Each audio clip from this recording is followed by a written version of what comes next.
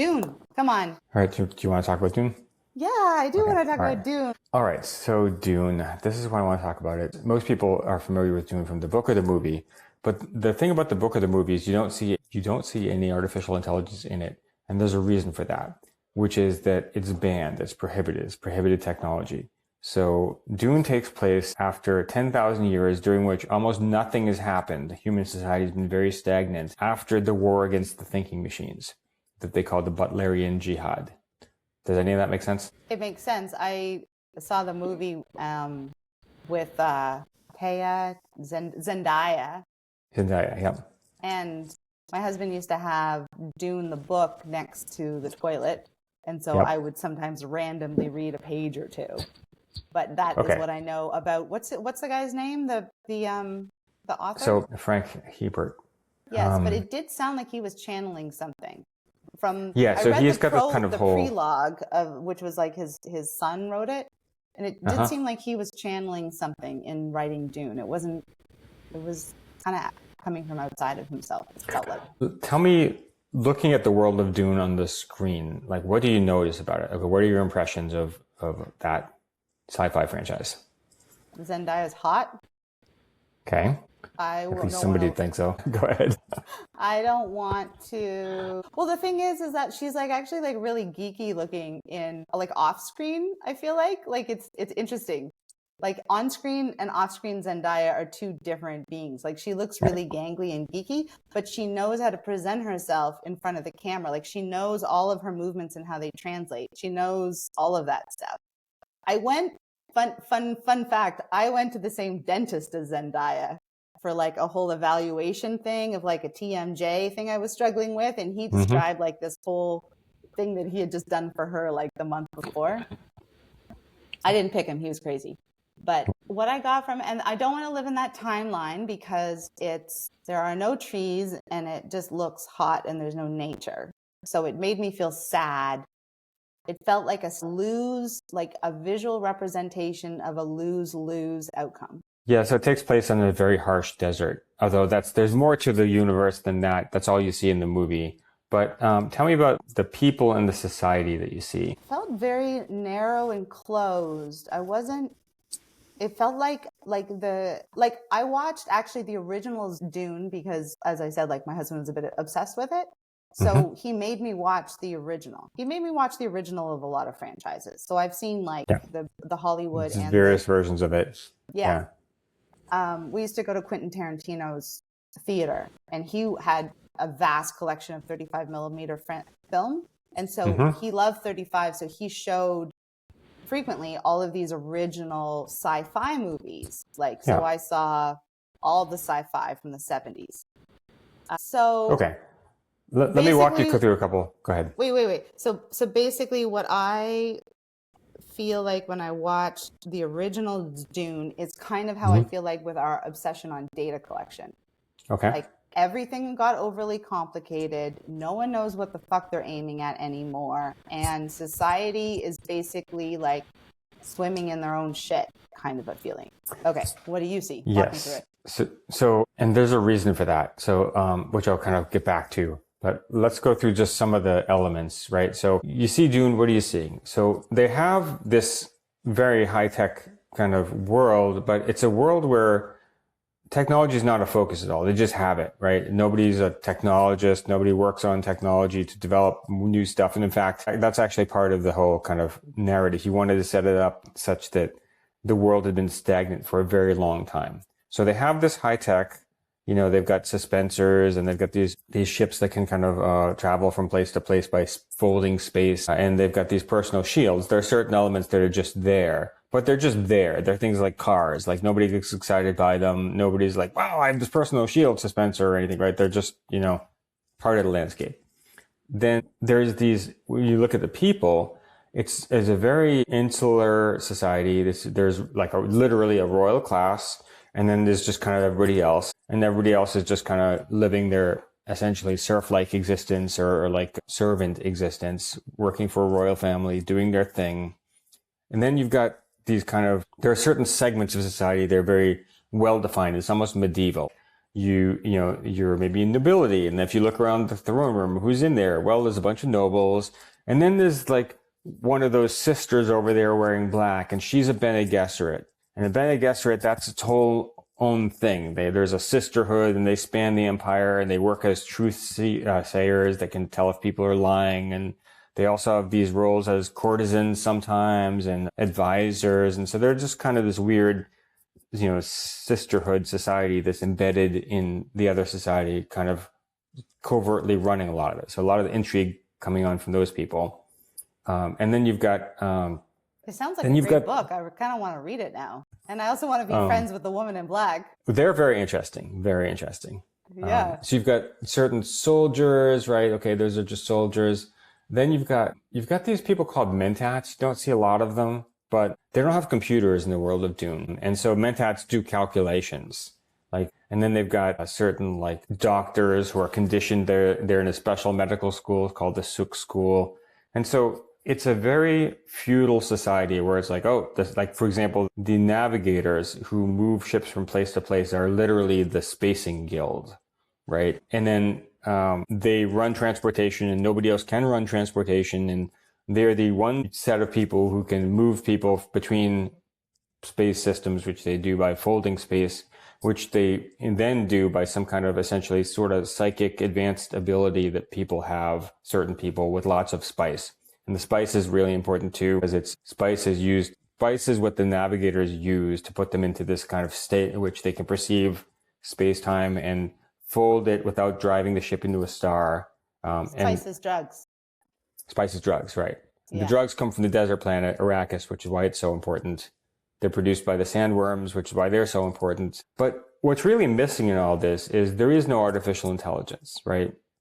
And the reason that there's no artificial intelligence is that his whole conceit for this world, which he starts way, way after the conceit, but the conceit was that what do you mean humanity, by conceit? I guess the concept? Just the word. Okay. Yeah, the underlying concept. Okay, gotcha. Yeah. Sorry. Yeah, so is that the right use of conceit? Anyway. Conceit to me is like when you're full of yourself. Yeah, it does mean that too, but I think there's a secondary meaning for it. Probably, and we could use an LLM to tell us right now, but keep on with your story. So here's his idea. Understand. Yeah. He wanted to have an idea. He wanted to have a society where nothing had happened for a very long time. And the way that he got there was that he had humans develop artificial intelligence, which then enslaves humanity. And then they have this war against it called the Butlerian Jihad, which they refer to a couple times here and there. But what that means is essentially they destroyed all AI, and they did so in a really brutal way. Like if there was a planet that had AI on it, they nuked the planet. So it makes me think of the Reconquista of Spain, where the Spanish just, took back Spain from the Moors, the Muslims, over 700 years of continuous warfare. So they have this brutal war. They have an uprising, this human uprising against the machine overlords. They end up destroying all of the thinking machines. And then they have a prohibition. Thou shalt not make a machine in the form of a man. And they cannot have any idols before me. No, thou shalt not make a machine in the form of a man. I know, but that just sounds like a version of religions where you can't have idols. Yeah. So they've taken all these ideas. One of the other things of their religions is that they're all religions that have been kind of repurposed and modified. So the Fremen on Arrakis are what's called Zen Sunni, which is they took religions and kind of played with them. So he had the Zen people and the Sunni Muslims get together, and then that became Zen Sunni, and that's the culture, which is why it feels kind of Islamic. I don't really see the Zen part, but that's the idea. Okay. Yeah. Sounds good. Yeah. So the Fremen are, they're Zen Sunni. They're very fundamentalists, kind of worldview people who have these very specific religious ideas, which the Bene Gesserit have then influenced because they actually set up myths for their own benefit. But religion is pretty important in the Dune universe and is mostly used as this kind of system of control. Cool. Yeah. So anyway, the idea is that there are religious prohibitions which are almost universal, that you cannot create AI because they fought this war against AI. But then they have a problem that what do you do without AI when you're trying to do things like, use, space travel and genetic engineering and things like that. And so what they do, and here's the kicker, they do it all through developing human abilities. Okay. Oh, we were just talking about that. What an Oprah full circle moment, David. Yes, it actually does tie in. The guy with the concrete. Pull your little thing a little bit forward because it's rubbing on your collar. Yeah, sorry. I find if I put it in my hand and I put my hand on the desk in front of me, that does a perfect amount. Yeah, I stuck it under my tripod. Okay. Yeah, that works. Okay, sorry to interrupt. Yeah, so that's exactly what we were talking about with the guy who's an expert at pouring concrete, or the ladies who could just bake perfectly kind of by eye and by smell and whatever else, the machinist. Measure with your heart. Yeah. Yeah.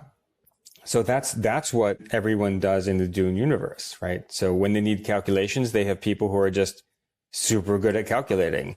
And when they need spaceships flown, through interstellar space systems in a way that has to navigate the complexities of gravity and quantum mechanics, they have a bunch of people who have meditated with massive spice, psychedelic, enhancement to train those talents. And those people are the guild navigators. And when they have, they need, spies and people doing intrigue and stuff like that, the Bene Gesserit have trained themselves so that they can detect very tiny micro expressions in people. That's what makes them truthsayers. And they have developed these martial arts techniques that use where they have developed full mastery over their nerves. And they can internalize poisons. Like one of the things that they can do that's kind of impressive is they have a ritual where they poison themselves with spice, and then they have to convert the chemistry of the poison internally so that into something that is benign. And that's how you become a Bene Gesserit, right? So all these super advanced abilities. Bene Gesserit, is that the women in black? Yeah, the sisterhood. Yeah. So they're basically all on Vyvanse. They're all on yes. Lexit something. I mean that's what methamphetamine is. That's what those are. It's the same. It's like your body translates it into methamphetamine. You're not taking methamphetamine. It's the same thing. You're taking precursors. Yeah. You're taking a precursor, and then your body makes it into the stimulant. Except through study and trance, they've actually developed voluntary control over it.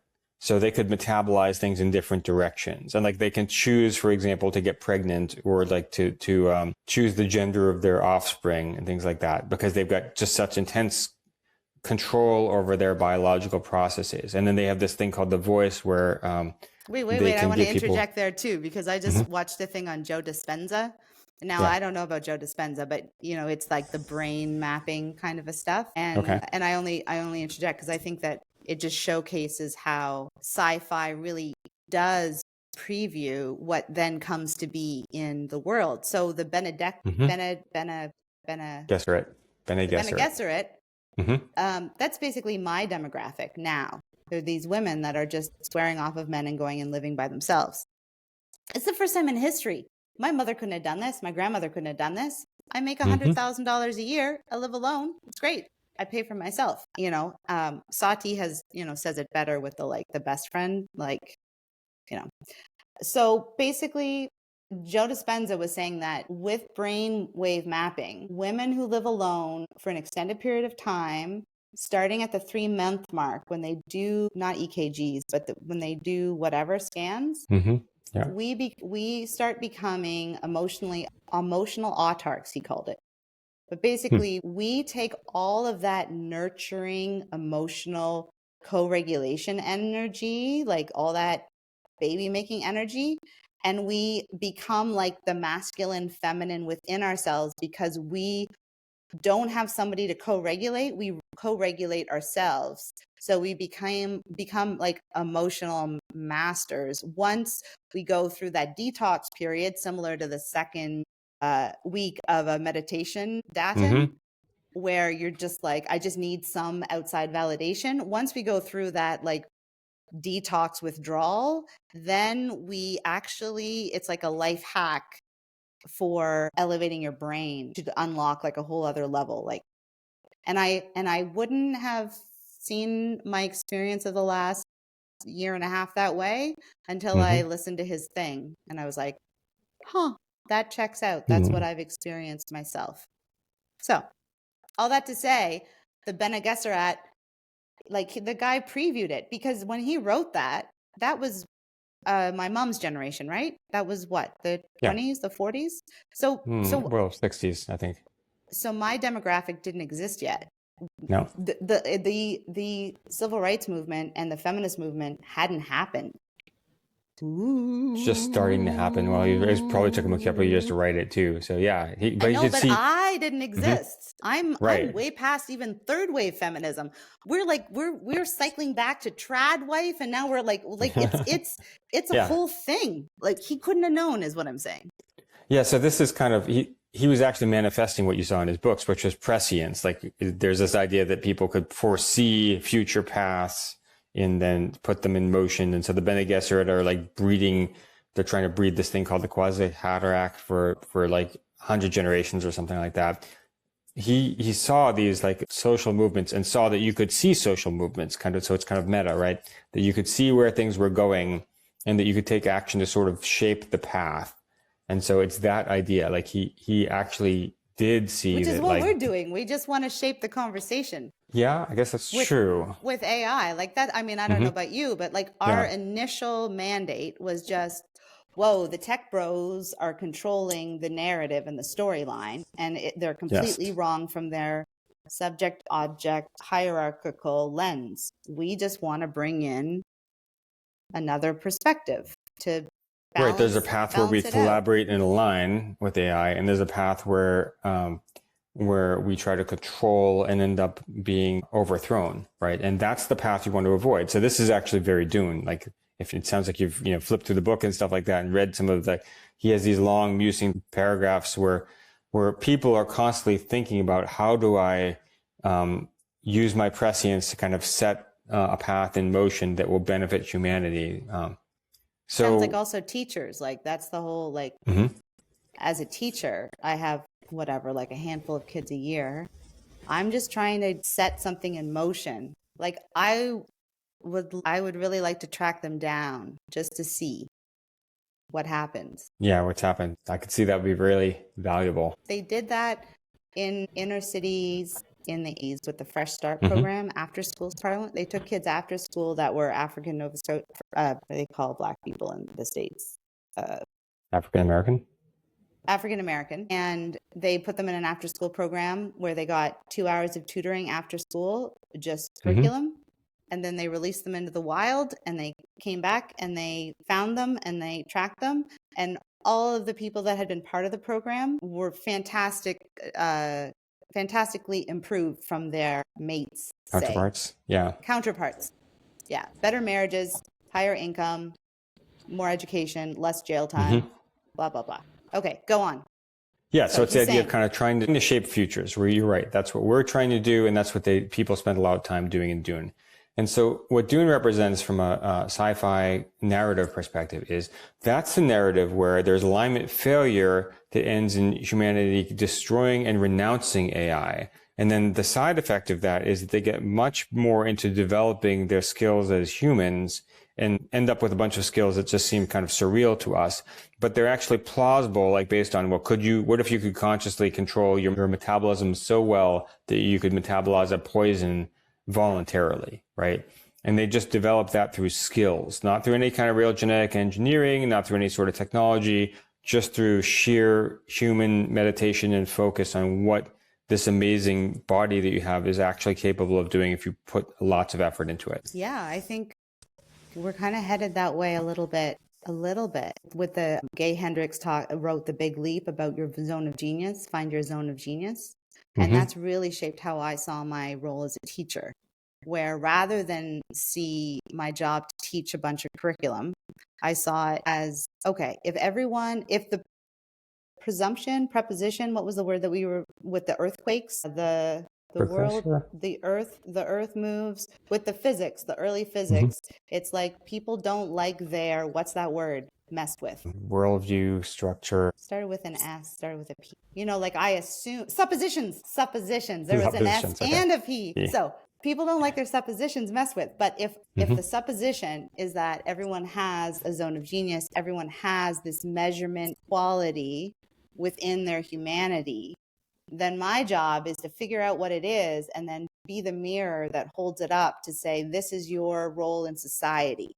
When it all breaks down and the AI is destroyed and we're going back to analog, like I'm very obsessed with analog for the same reason. I only teach with analog. I'm not interested in bringing in any of the new tools. I don't even like when something needs electricity. Then I hold up the mirror and I say, this is the skill that you can bring to society when it all goes to shit and we're rebuilding. Like you are a super taster. Like for just a couple of toughest examples last year with my students, you are a super taster. You can identify sight and smell, like the smell of something. Like you are your visual acuity. You can match color. Like he could match the background and he could tell you if your background was the same or how much it was off. Spatial, 3D spatial sense was one student that I had. Another one was a genius technologist. He could interface with any piece of technology without understanding it and just by instinct navigate himself through a huge series of crazy permissions stuff. I've never seen anything like it. So I bought this, you know how Winners, which is like Marshalls in the States, has that just totally generic wall art that you can buy for like $20. It's like stretched canvas. It's always a little bit ugly. There's a heart on it. I bought one in junior high and I still think about it like once a week. It said to love a person within a heart, of course. It was the ugliest thing ever. But it said to love a person is to see their magic and remind them of it when they have forgotten. Isn't that nice? I was like, that sums it up.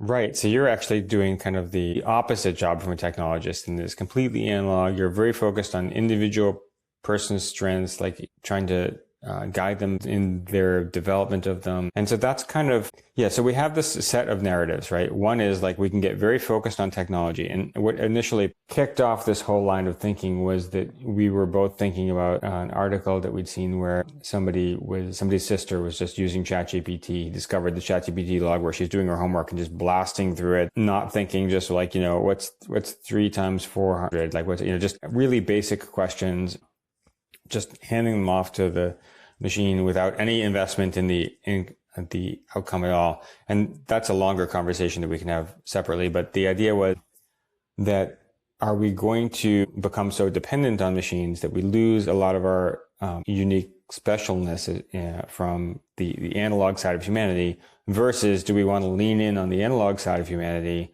And so Dune is the pull where people have tried the machine, it's gotten screwed up, and then they've rebelled against them. There's no machines anymore, and it's all max humanity development.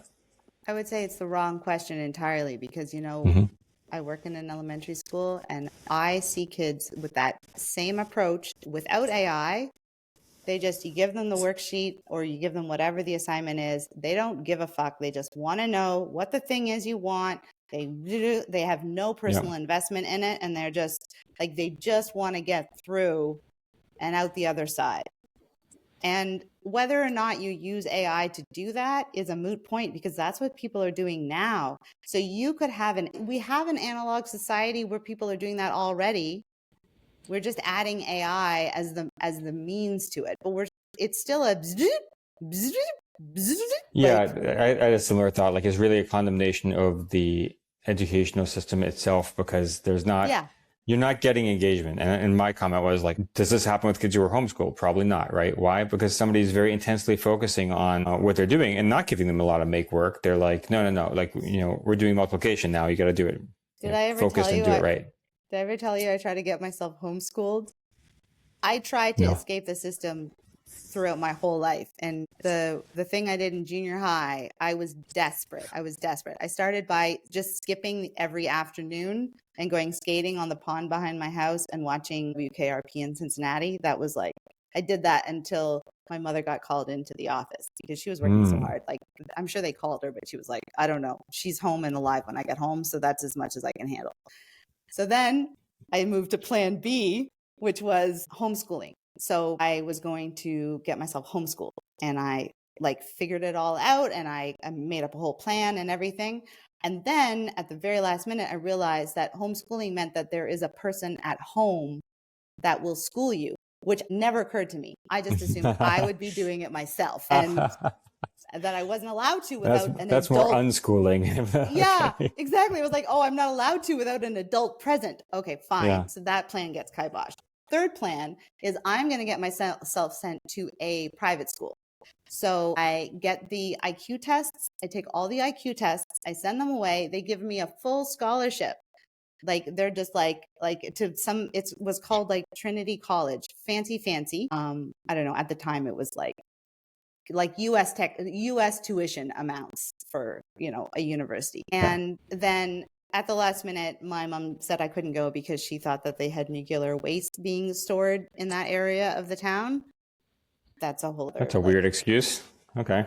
Yeah, basically. She should have just said, like, I have issues with you differentiating, and let's just keep the enmeshment going.